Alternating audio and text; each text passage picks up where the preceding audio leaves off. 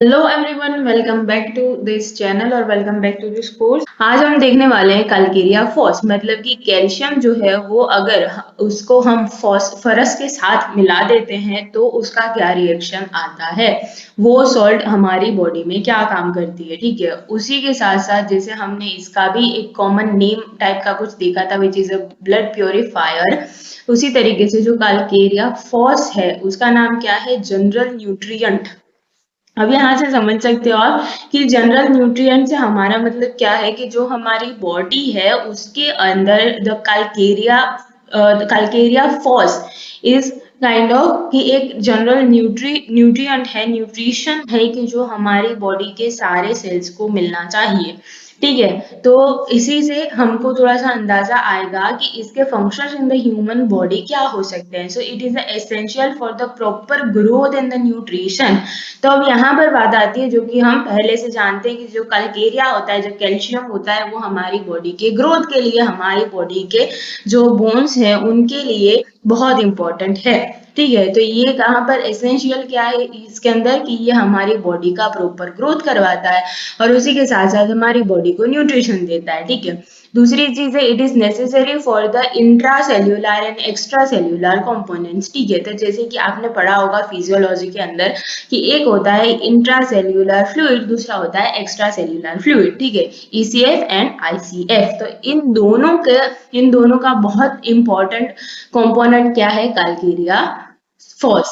ठीक है, अब दूसरा आएगा कि it is an important constituent of the bone, okay, and help in the formation of the bone in the teeth. Right, जो कि हमें पहले से ही पता है। राइट, तो अब यहाँ से समझ सकते हो कि अगर इस एक पर्टिकुलर कंपोनेंट का हमारी बॉडी के अंदर डेफिशिएंसी हो जाता है तो आपको कैसे सिम्टम्स आ सकते हैं। ठीक है, दूसरा है कि बहुत इंपॉर्टेंट चीज है it is found in the gastric juice and plays an important part in the digestion and assimilation. अब डाइजेशन तो हमको समझ में आया कि भाई कार्बोहाइड्रेट है, प्रोटीन है, ठीक है, फैट है, उन सब का जब मेटाबॉलिज्म होता है, जब उसको फूड में से हम उसको छोटे छोटे पार्टिकल के अंदर ब्रेक डाउन करते हैं उसको हम बोलते हैं डाइजेशन। अब ये बात आती है एसिमिलेशन का, भाई क्या मतलब होता है। तो यहाँ पर एसिमिलेशन जो है वो पर्टिकुलरली फैट होता है उसके लिए यूज होता है। एसिमिलेशन में क्या होता है कि जो फैट के मॉलिक्यूल्स हैं उनको छोटा छोटा किया जाता है और उनको हमारा जो ब्लड है वो कैरी आउट कर सके इतना बनाया जाता है, उसको बोलते हैं एसिमिलेशन। तो यहाँ पर से समझ सकते हो कि अगर इस पर्टिकुलर सॉल्ट का हमारी बॉडी के अंदर कोई डेफिशिएंसी हुआ तो डायरेक्टली इसका कनेक्शन होगा हमारे न्यूट्रिशन के ऊपर, डायरेक्टली इसका कनेक्शन होगा हमारे ग्रोथ के ऊपर और साथ ही साथ हमारे बोन एंड टीथ के ग्रोथ के ऊपर इसका इफेक्ट होगा। तो आप ऐसा समझ सकते हो कि बच्चे जो अभी छोटे बच्चे जब जब उनके दूध के दांत आते हैं, ठीक है, उसके बाद उनके दूसरे पक्के वाले दांत आते हैं तो उसके अंदर भी उनको कहीं ना कहीं ये डिफिकल्टीज आ सकती हैं। ठीक है, अब बात करेंगे इसके शीट ऑफ एक्शन के बारे में।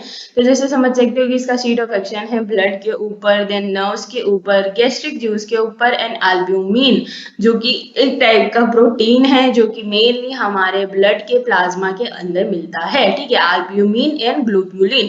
ठीक है, तो ये दोनों प्रोटीन्स जो है वो हमारे प्लाज्मा के अंदर होते है, जो कि इनका मेन फंक्शन क्या होता है कि ये intra cellular and extra cellular जो फ्लूइड है उसके बीच का जो प्रेशर है वो अच्छे से बनाए रखती हैं, जिनको कहते हैं ऑनकोटिक प्रेशर। ठीक है, तो ये सारी चीजें थी फिजियोलॉजी के रिलेटेड। ठीक है, ये सारी चीजें आप फिजियोलॉजी के जब स्टार्टिंग का ब्लड का जो चैप्टर है वो पढ़ोगे तब आपको अच्छे से समझ में आएगा। ठीक है, अब बात करेंगे इसके सिम्टम्स के बारे में कि अगर ये सॉल्ट जो है, अगर कैल्शियम फॉस्फेट जो है वो आपकी बॉडी के अंदर इसकी डेफिशिएंसी हो जाती है, ये कम हो जाता है, तो आपको किस टाइप के सिम्टम्स आ सकते हैं। ठीक है, तो पहला सिम्टम है कि blood related problems you can see, like कि किसी पेशेंट को एनीमिया होगा, मतलब कि किसी पेशेंट के अंदर ब्लड कम होगा। दूसरा आएगा वीक डाइजेशन। ठीक है, बिकॉज कि इसका डायरेक्ट एक्शन कहाँ पर है, ये कहाँ पर हेल्प करता है, तो डाइजेशन के अंदर हेल्प करता है। और तो और ये हमारा जो गैस्ट्रिक जूस है जो स्टमक जो है वो जिस जूस को सिक्रीट करता है विद द HCl उसको बोलते हैं गैस्ट्रिक जूस। तो ये गैस्ट्रिक जूस के अंदर भी हमें देखने को मिलता है।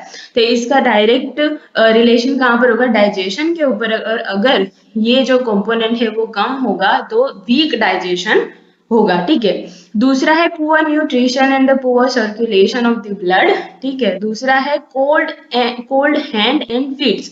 अब ये बात कहाँ से आती है कि जब आपका डाइजेशन ठीक नहीं होता है तब आपकी बॉडी, और आपका जब सर्कुलेशन ठीक नहीं होता है तब आपकी बॉडी एक बहुत माइनर से शॉक की कंडीशन में चली जाती है। तो उसके अंदर क्या होता है कि आपके हैंड एंड फीट जो है वो आपकी एक्सट्रीमिटीज है, मतलब कि वो आपकी बॉडी का जो बीच का पार्ट है, जो मीडियल पार्ट है, उसके अंदर नहीं आते।